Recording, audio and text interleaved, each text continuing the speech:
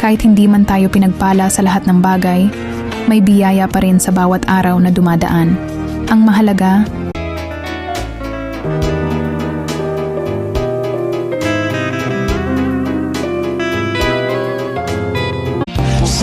ang pagtulong ng walang hinihintay na kapalit ay tanda ng tunay na kabutihan. Hindi ito tungkol sa kung ano ang makukuha mo. Sa kabila ng ating abalang buhay, madalas nakakalimutan nating maglaan ng oras para sa Diyos. Laging may mga gawain at alalahanin. Ang pag-ibig, parang loto lang yan.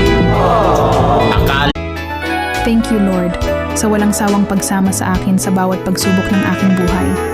Sa gitna ng paghihirap at pangamba, Lord, salamat at ginising mo ako sa araw na ito. Lord, I thank you for this brand new day. Thank you for waking me up. Salamat.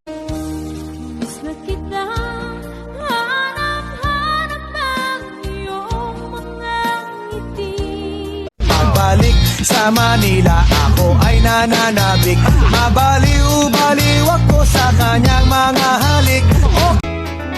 huwag kang umasa sa swerte. Umasa ka sa sarili mong kakayahan. Ang tagumpay ay para sa mga handang magtrabaho pa. Nag-aalaman kang gawin yung mga bagay na gusto mong gawin? Bakit? Dahil sa iniisip mo yung sasabihin ng ibang tao? Wala naman silang abal sa Ang hirap ng buhay, no? Lalo sa panahon ngayon. Minsan matutulala ka na lang dahil nag-iisip ka kung paano.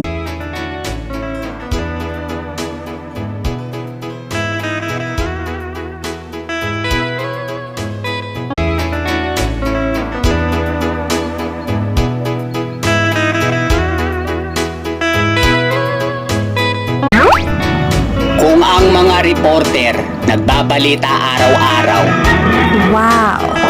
yung mga marites, Ang buhay ay parang salamin. Ibinabalik nito ang ibinibigay mo. Kung ngingitian mo ito, ngingitian ka rin nito. Hindi natin masasabi na haligi ng ating tahanan ang ama. Kasi pagka nalasing, natutumba.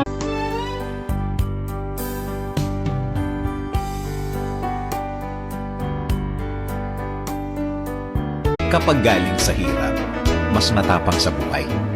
Kung mapapansin mo ang mga taong matitibay sa buhay, sila yung mga taong